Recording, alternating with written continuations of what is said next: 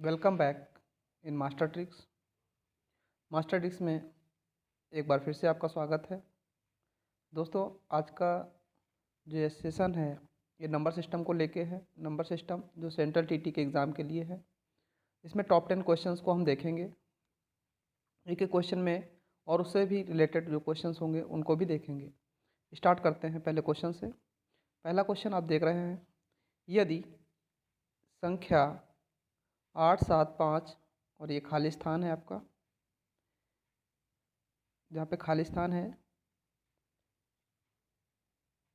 जहाँ पे आपका ये खाली स्थान है वहाँ पे x लिखा हुआ है, 3, 2, 1, 9 से पूर्णतः विभाजित है, तो x का मान बताओ। आपने अगर पिछले वीडियो में देखा होगा तो हमने बताया था कि 9 के विभाज्यता का नियम क्या है कि आप सभी संख्याओं को आप जोड़ लो, सभी संख्याओं को जोड़ लो और उसके सम को 9 से डिवाइड करो।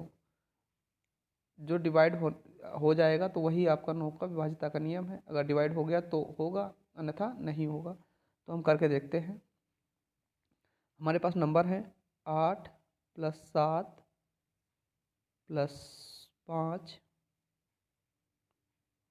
+ 3 + 2 + 1 + x, और इनको सबको डिवाइड करना है किससे? 9 से। तो जोड़ते हैं। 8 7 15, 15 5 20, 20 3 23, 23 और 2 हो गए 25, 1 26, 26 + x जो कि डिवाइड है किससे? 9 से। तो 26 + x जो कि 9 से डिवाइड है, तो x का मान आप कितना रख सकते हो जो 9 से कट जाए? तो 9 से कटने वाली नंबर कौन सा होगा? 9 3 27, यानी कि 26 के बाद में 27 ही एक ऐसा नंबर है जो 9 से कटता है। तो यहाँ पे x का मान कितना आ जाएगा? 1 आ जाएगा। अच्छा, 9 3 27 के बाद 9 3 27 के बाद में कौन सा आएगा? 9 चौका 36, यानी कि 10 होना चाहिए। x का मान हम 10 नहीं रख सकते क्योंकि एक डिजिट का नंबर रखना है, तो ये 10 तो होगा नहीं। कितना होगा? 1 ही हमारा इसका आंसर हो जाएगा, ए। इसी तरह से किसी भी आपसे 6 के नियम से पूछ सकता है, 3 के नियम से पूछ सकता है, 5 के नियम से पूछ सकता है। आप पिछले वीडियो में जाके देख सकते हैं। नेक्स्ट सवाल देखते हैं हमारा। नेक्स्ट सवाल दिया है, इस तरह का सवाल भी देखने को मिलेगा आपको। 4 अंकों की सबसे बड़ी और 3 अंकों की सबसे छोटी संख्या का योग बताओ। अभी आपको देखना है कि 4 अंकों की सबसे बड़ी संख्या कौन सी होती है। अगर हम आपसे पूछें कि 1 अंक की सबसे बड़ी संख्या क्या होगी, तो आपका आंसर आएगा 9। 1 अंक की सबसे बड़ी संख्या कौन सी होगी? 9। अगर 2 अंक की पूछें तो आप बोलोगे 99।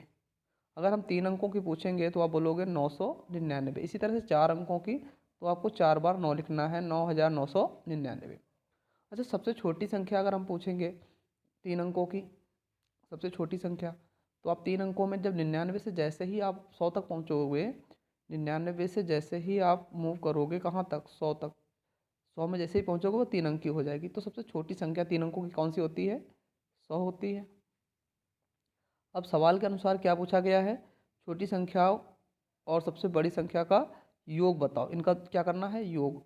योग करोगे तो 9 में 0 जोड़ोगे 9, फिर से 0 जोड़ोगे 9, और 9 1 10, हासिल 1 चला गया तो आ जाएगा कितना? 9 1 10। ऐसा कोई ऑप्शन है अपने पास? 10099, ए नंबर ऑप्शन। इस तरह से 4 अंकों की जगह पे आपसे 5 अंकों की, 6 अंकों की संख्या भी पूछ सकता है। तो आपको इसी टाइप से सवाल को करना है। नेक्स्ट सवाल की तरफ चलते हैं। अब ये जो सवाल है इसमें दिया है 24 20 24 को 12 से भाग देने पर शेष फल क्या होगा। तो इस सवाल में हमें सिंपली क्या करना है कि 12 से भाग दे देना है 24 20 24 में। तो इस सवाल को हम जब भाग देंगे तो देखना कैसे है। जो सिंपली भाग देने का नियम है उसी से करेंगे। 12 दूनी 24, 2 बार जा रहा है, 2 लिख लिया हमने, और यहाँ पे 24 लिख लिया।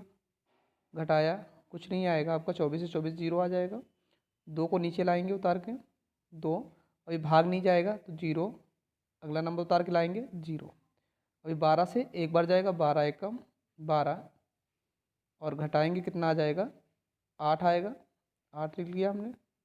अब इसके बाद में 2 को नीचे लेके आए, और 2 को लिखने के बाद में 12 से भाग देंगे 12 अट्ठे 96 ज़्यादा हो गया, 12 सत्ते 84 अभी भी ज़्यादा है, 12 छंग 72 कितनी बार गया, 6 बार गया, लिख लिया कितना 72। और 72 को जब घटाएंगे हम तो कितना मिलेगा 10। इसको यहाँ साइड से लिख लेते हैं, 10 बचा, 2 नीचे 4 लेके आएंगे, 4 नीचे लिख लिया। अभी कितनी बार जा रहा है 12 अट्ठे 96, 8 बार जाएगा, कितना आ गया 96। और घटाने पे कितना आ रहा है 8, 14 में 6 गया 8। तो शेषफल ही पूछा गया है। शेषफल हमारा ये होता है, ये हमारा भागफल होता है, ये हम जिससे भाग दे रहे हैं भाज्य भाजक। और ये 8 हमें यहाँ पे क्या बताना है, शेषफल बताना है। तो शेषफल हमारा क्या आ जाएगा 8 आ जाएगा। नेक्स्ट सवाल देखेंगे। यहीं पे एक चीज़ और जाननी जरूरी है। एक फार्मूला होता है भाज्य बराबर भाजक गुणा भागफल प्लस शेषफल। कई बार इससे भी सवाल पूछ देता है, भाज्य बराबर भाजक गुणा भागफल प्लस शेषफल। तो अभी हम इसमें कौन सा भाज्य है, क्या भाजक है, क्या भागफल है, इसको देख लेते हैं एक बार। सवाल से देखते हैं। जैसे इसमें लिखा है 2 भाजक 5, और इसको जब सॉल्व किया है तो 2 ये आ गया, और शेष में शेष सभी को पता होगा कि ये शेष होता है। ये जो हमारा आंसर प्राप्त होता है इसको हम लिखते हैं क्या, भागफल। ये हमारा क्या होता है भागफल। जिससे हम भाग दे रहे हैं 2 से, वो हमारा क्या हो जाएगा भाजक। और ये जो हमें ये मिला हुआ है 5, तो ये किस क्या हो जाएगा, ये हमारा भाज्य हो जाएगा। अगर हम इसको वैल्यू को रखें, भाजक 2 रखें और ये भागफल रखें 2, तो 2 दूनी कितना हो गया 4, और शेषफल इसमें जोड़ दें तो कितना आ जाएगा 5, जो हमें इसके भाज्य के बराबर होगा। नेक्स्ट सवाल को देखते हैं। सवाल दे रखा है 1/2 में 1/2 में कितने 1/8 हैं। 1/2 में कितने 1/8 हैं। इस सवाल को समझने से पहले एक छोटा सा सवाल लेते हैं, उसको आप बताएंगे, इसके बाद इस सवाल को करेंगे। अब हम आपसे पूछ रहे हैं कि 10 रुपये में कितने 5 रुपये हैं। 10 रुपये में कितने 5 रुपये हैं। तो आप क्या करोगे, 10 में 5 से भाग दे दोगे, और 5 से भाग दोगे तो आपका आंसर कितना आ जाएगा 2। 10 रुपये में कितने 5 हैं, आप ऐसे कैलकुलेट करके बताते हो कि 2 हैं सर। अगर हम यहीं पे पूछते कि 10 रुपये में कितने 2 हैं, तो आप क्या बोलते 10/2, और इसको सॉल्व करते कितना आ जाता 5। तो आप बोलते कि 10 रुपये में कितने हैं 5 हैं। इसी तरह से अब इस सवाल को हम करें अगर, तो क्या होना चाहिए हमारा 1/2 में कितने 1/8 है। तो हमें किससे भाग देना है 1/8 से। अभी आपको पता है ऊपर नीचे का गुणा होता है, बीच बीच का गुणा होता है। तो 8 बटे कितना आ जाएगा 2 आ जाएगा, और 2 से आप काटोगे तो कितना आ जाएगा 4, आपका आंसर आ जाएगा। आपका आंसर क्या आ जाएगा इतना। यहीं पे भिन्न से ही एक सवाल और पूछा जाता है पेपर में आपके, उस सवाल की अब बात कर लेते हैं। वो सवाल क्या होता है, कई बार आपसे ये पूछ सकता है कि 1/2 और 1/8 के बीच में कितनी परिमेय संख्याएं होंगी।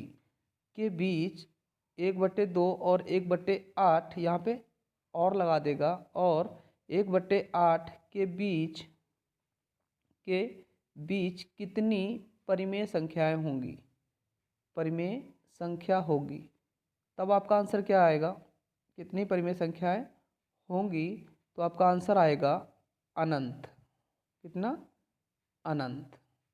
कोई भी नंबर है उसके बीच में कितनी परिमेय संख्याएं आएंगी, मान लो 1 और 2 के बीच कितनी परिमेय संख्याएं आएंगी, तो आपका फिर भी आंसर क्या होगा अनंत। इनके बीच में अनंत परिमेय संख्याएं आएंगी। नेक्स्ट सवाल देखते हैं। इसमें दिया गया है 16, 24 और 36 का सबसे छोटा सारगुणज। ये कभी कभी कंफ्यूज करता है। सबसे छोटा सारगुणज 16, 24 और 36 का सबसे बड़ा सारगुणज, और बीच में निशान किसका दिया है डिवाइड का। यानी कि इसका सबसे छोटा सारगुणज निकाल लो और इसका सबसे बड़ा सारगुणज निकाल लो, और आपस में इसको डिवाइड कर देना है। ये नंबर ऊपर रहेगा, इसके नीचे ये नंबर रहेगा। अभी पता होना चाहिए सबसे छोटा सारगुणज का मतलब क्या है। सबसे छोटा सारगुणज का मतलब होता है आपका LCM। नोट कर लीजिए आप कि सबसे छोटा सारगुणज का मतलब क्या होगा, LCM, और सबसे बड़ा सारगुणज का मतलब होगा HCF। अभी आप इसको सॉल्व कर लेंगे, इसका LCM निकाल लेंगे और इसका HCF निकाल लेंगे। चलिए सॉल्व करते हैं भाई सवाल को। सबसे पहले इसका हम LCM निकालते हैं। चलिए हमको सबसे पहले HCF देख लेते हैं। HCF निकालने के लिए हमें क्या करना है, इन नंबर्स को देखना है। एक ऐसा नंबर ढूंढिए जिससे, वो बड़ा से बड़ा नंबर ढूंढिए जिससे इन तीनों में भाग चला जाए। तो आपके पास नंबर आएगा क्या, 4। 4 से भाग चला जाएगा, 4 चौको 16, 4 छंग 24 और 4 नवाई 36। अभी कोई कॉमन नंबर नहीं है जो इसको काट सके, जो इसको डिवाइड कर सके। तो हम कह सकते हैं कि इसका HCF कितना आ जाएगा, HCF आपका आ जाएगा 4। HCF कितना आ जाएगा, 4 आ जाएगा। अब इसके आगे बढ़ेंगे तो LCM ले लेते हैं। अभी वैल्यू कट रही होगी किससे, 2 से कट रही होगी। 2 से जब काटोगे, 2 दूनी 4, 2 तियाँ 6 और 9 ऐसे ही रहेगा। अभी आपका 2 से कटेगा, फिर एक बार 2 एक कम 2, 3 आ जाएगा और 9 आ जाएगा। अभी एक बार 3 से जाएगा और फिर एक बार 3 से जाएगा। तो आपका LCM कितना आ जाएगा, आप LCM में लिखोगे 4, 4 दूनी 8, 8 दूनी 16, 16 और गुणा कितना 9, इतना ही आएगा। 16 गुणा 9 LCM आ गया। आपको डिवाइड का रूल था तो डिवाइड करना है 4 से। 4 से इसको कट करोगे कितनी बार, 4 बार में। 4 बार में कट गया 16। अभी आपके पास आंसर कितना आ जाएगा, 4 नवाई 36। यानी कि उसको सॉल्व करने पे आपका आंसर क्या आना चाहिए, 36 आएगा। एक बार फिर से समझ लीजिए इस सवाल को। हमें सबसे पहले क्या करना है कि लासा लेना है और मासा लेना है। तो मासा जब हमने निकाला कितना आया था, 4। एक ऐसे नंबर से डिवाइड करिए जिसके बाद में वैल्यू कटना बंद हो जाए। तो आपके पास 4 था, 4 से काटा था 16 को 4 बार में, 24 को काटा 6 बार में और 36 को काटा 9 बार में। तो हमारे पास मासा आ गया था कितना, 4। और इसके बाद में इसका हमने लासा इसको और भी आगे बढ़ा दिया। लासा का मेथड तो पता ही है आपको। फिर आगे काटते हुए हमें क्या मिला, 2 2 3 3 आगे के फैक्टर मिले। हमने कैलकुलेट किया, 4 दूनी 8 दूनी 16 और 3 त्रिका 9, 16 गुणा 9 LCM आ गया। अब हमें कट करना है तो हमने इसको गुणा नहीं किया, फिर इसको डायरेक्ट हमने कट कर दिया। आंसर कितना आ गया, 4 नवाई 36। ऐसे कोई भी सवाल हो सकता है, आपको बहुत ज़्यादा ध्यान देना है। तो कहाँ पे देना है, सबसे छोटा सारगुणज क्या होता है, सबसे बड़ा सारगुणज क्या होता है, आपको LCM HCF निकालना आता है। उसके बाद तो जो भी सिंबल दिया है, आपको अगर माइनस दिया होता तो माइनस करते, गुणा दिया होता तो गुणा करते, अगर आपको प्लस दिया होता तो प्लस करते। यहाँ पे डिवाइड दिया था इसलिए हमने क्या किया था, डिवाइड किया था। यहाँ पे सिंबल बदल जाते हैं कई बार। नेक्स्ट सवाल को देखते हैं। देखिएगा नेक्स्ट सवाल क्या दिया हुआ है। निर्देश दिया गया है, निम्नलिखित प्रश्नों के उत्तर देने के लिए सही और सबसे उपयुक्त विकल्प चुनिए। फिर आपको दिया गया है, ए बराबर दे रखा है 3 की पावर 129, 5 की पावर इंटू में है 5 की पावर 128, इंटू में है 7 की पावर 22। और बी बराबर दे रखा है 3 की पावर 128, 5 की पावर 129 और 7 की पावर 21।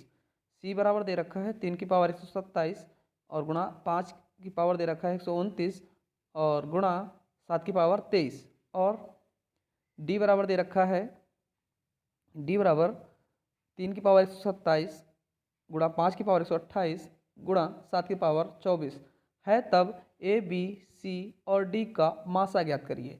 अभी जब वैल्यू घात वाली है, घात वाली है, इसका मासा निकालना होता है। तो मासा में हमें आपको याद रखना पड़ेगा, सबसे ज़्यादा ज़रूरी बात क्या है कि जब आप मासा निकालोगे तो आपको देखना है कि घात में जो सबसे छोटा नंबर है वो सब में कॉमन होना चाहिए। मासा का मतलब ही होता है सब में कॉमन होना चाहिए। अच्छा, कॉमन कब आएगा, जो सबसे छोटी वाली घात होगी वही। इसका 129 है, इसमें 128 है, 127 है, 127 है, तो 127 को ही कॉमन हम ले पाएंगे। तो यहाँ पे सबसे छोटी घात हम पकड़ेंगे क्या है, 127। 3 की पावर 127 इसमें भी मिल जाएगा, इसमें भी मिल जाएगा, इसमें भी मिल जाएगा और इसमें भी मिल जाएगा। तो 3 की पावर 127 ऑप्शन में होना चाहिए, इसमें है। चलिए नेक्स्ट चेक कर लेते हैं। अब 5 की पावर 128 है, यहाँ पे 129 है और यहाँ पे 129 है, यहाँ पे भी 128। तो हम कह सकते हैं छोटी घात ले लेंगे, 5 की पावर 128 भी कॉमन मिल गया, ये दोनों चीज़ कॉमन मिल गए। नेक्स्ट नंबर देखते हैं, अब हमें क्या क्या कॉमन मिल गया, 3 की पावर 127 मिल गया, 5 की पावर 128 मिल गया। नेक्स्ट ऑप्शन पे चलते हैं, नेक्स्ट क्या है, 7 की पावर कितना है, यहाँ पे 22 है, यहाँ पे 21 है, यहाँ पे 24 है, यहाँ पे 23 है। हमें लेना क्या है, सबसे छोटा नंबर, तो 7 की पावर कितना 21 मिल जाए, तो ये तो दोनों मिल गए, लेकिन 7 की पावर 21 इसमें नहीं है, तो ये तो ऑप्शन नहीं होगा। नेक्स्ट चलते हैं, ए नंबर हमारा 2 मिल गया है, लेकिन 7 की पावर 21 सेम होना चाहिए एक की तरह, लेकिन क्या होना चाहिए, लास्ट में 7 की पावर 21 होनी चाहिए। और ऑप्शन देखते हैं थोड़ा सा, ऑप्शन नंबर बी देखेंगे, 21 लास्ट में है, देखो लास्ट के तीनों में आपका 21 है, इसमें भी है, इसमें भी है, इसमें भी है, इसमें नहीं था, लेकिन आगे के दोनों तो कॉमन होना चाहिए। 3 की पावर 127 किसमें किसमें है, इसमें है, बाकी में नहीं है, तो हमारा ऑप्शन कौन सा हो जाएगा, डी सही हो जाएगा। क्लियर। इस सवाल को देखिएगा, निर्देश क्या दिया गया है, निम्नलिखित प्रश्नों के उत्तर देने के लिए सही और सबसे उपयुक्त विकल्प चुनिए।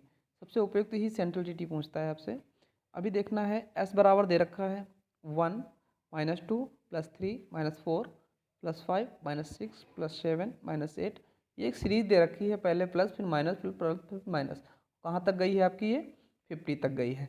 का योज्य प्रतिलोम क्या है, का योज्य प्रतिलोम क्या है, ये बताना है आपको इस सवाल में।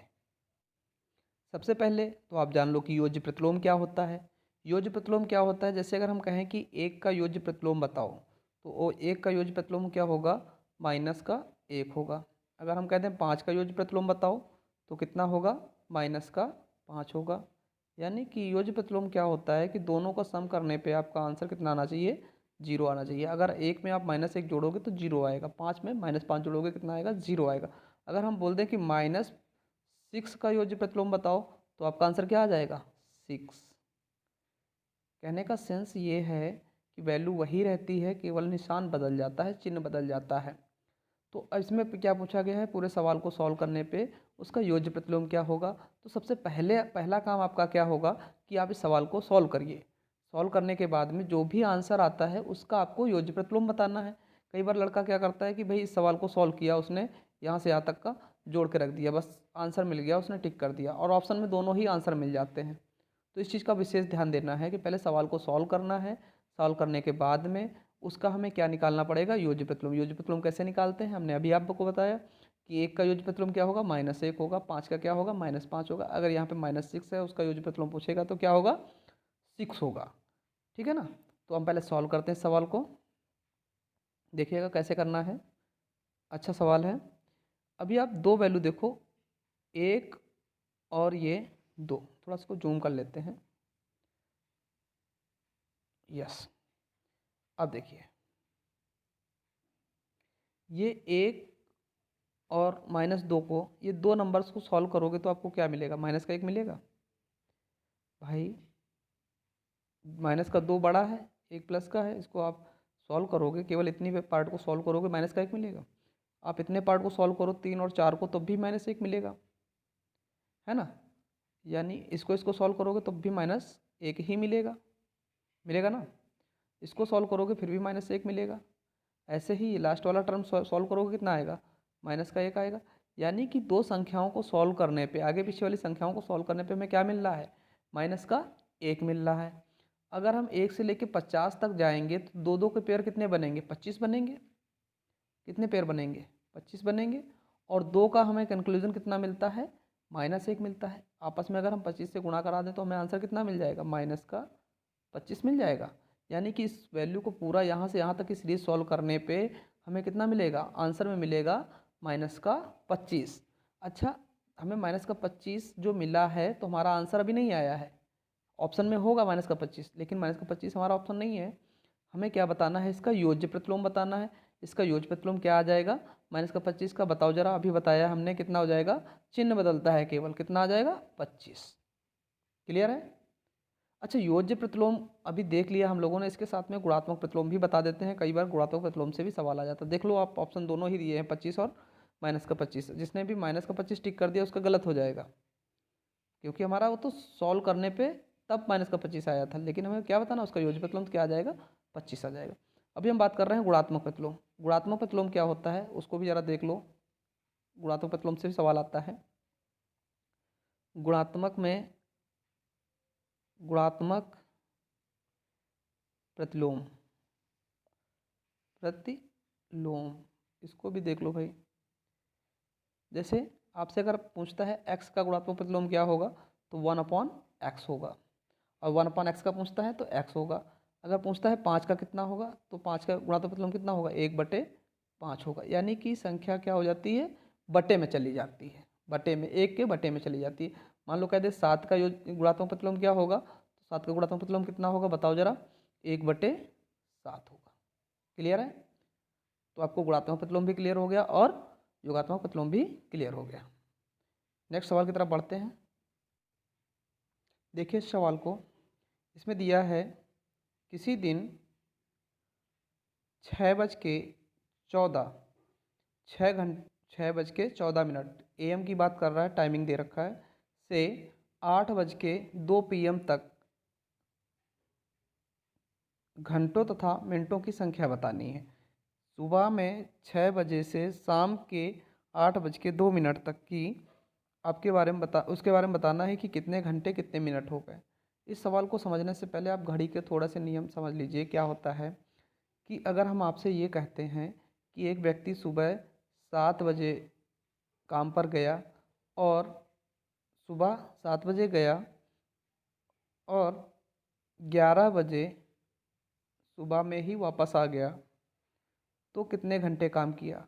तो आप बोलोगे कि 11 में से 7 घटा लो, तो कितना आ जाएगा, 7 4 11, कितना आ जाएगा, 4 घंटे काम किया। या फिर आप ऐसे कह सकते हो 7 से 8 काम किया, 9 काम किया, 10 किया और 11 किया, है ना। 4 घंटे काम किया, 1 घंटा, 2 घंटा, 3 घंटा और 4 घंटे काम किए। ऐसे कर लेते हो, गैपिंग देख के कर लेते हो, या फिर आप घटा के कर लेते हो। ये बहुत आसान होता है, यहाँ से ऐसे निकाल लेना। दूसरा क्या है, इसी में अगर हम ये बोलते कि सुबह में 7 बजे गया और 7 बजे सुबह में AM में गया और 1 बजे PM में आ गया, तब आप 1 में से 7 नहीं घटा पाते, 1 में से 7 नहीं घटा पाते, 1 में से 7 नहीं घटेगा, लेकिन AM और PM का डिफरेंस तो आ गया।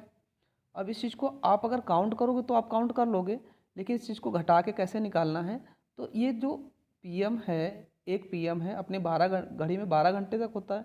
अब जब रेलवे वाली घड़ी पे जाओगे तो वहाँ पे क्या 13 बजता है, 14 बजता है, 15 बजता है, 24 तक बजता है। तो एक PM की घड़ी का मतलब क्या हुआ कि 12 इसमें और ऐड कर दो, तो ये कितना हो जाएगा, एक मतलब 13 बज गया है। कितना बज गया है, 13 बज गया है। यानी कि हमें PM में कितना 12 जोड़ दिए हमने, 12 और 1 कितना हो गया, 13 हो गया। 13 में से अब हम 7 घटाएंगे, आसानी से हम घटा पाएंगे, है ना। तो कितना आ जाएगा, 7 और 6 13, यानी कि 6 घंटे उसने काम किया। ये आसानी से निकाल पाए। यहीं पे अगर सवाल में आपको ये दे देता सुबह में कोई व्यक्ति 6 बजे AM पे गया और शाम को 8 PM पे आया, तो कितने घंटे काम किया उसने, तब आप आसानी से फिर कर लेते। इसमें 12 में 8 जोड़ देते तो आपका कितना आ जाता, 20। 12 में 8 जोड़ देते कितना आ जाता, 20, और 20 में 6 घटाते तो कितना घंटा आ जाता, उसने काम किया कुल 14 घंटे। इतनी सी बात क्लियर हो गई होगी। अब चलते हैं अपने मिनट वाले सोल्यूशन पे।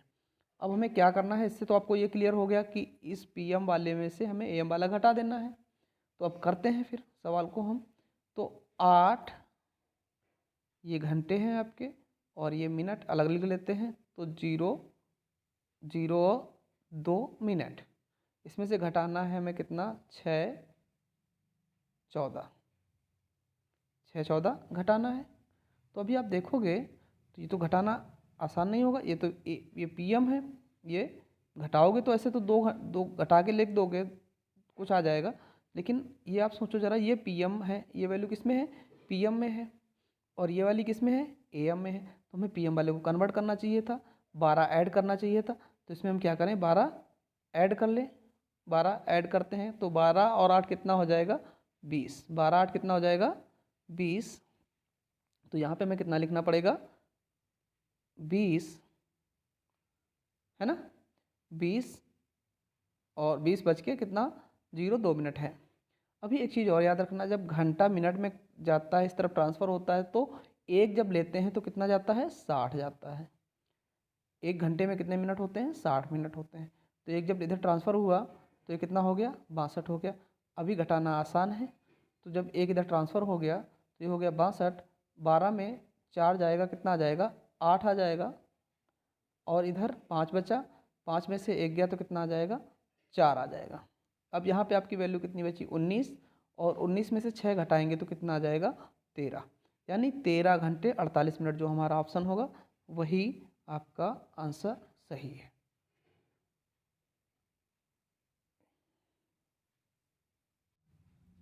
Thank you for watching this video. आज की क्लास बड़ी ज़रूर है, लेकिन आपको इस वाली क्लास से कई सारे क्वेश्चंस मिल जाएंगे। धन्यवाद।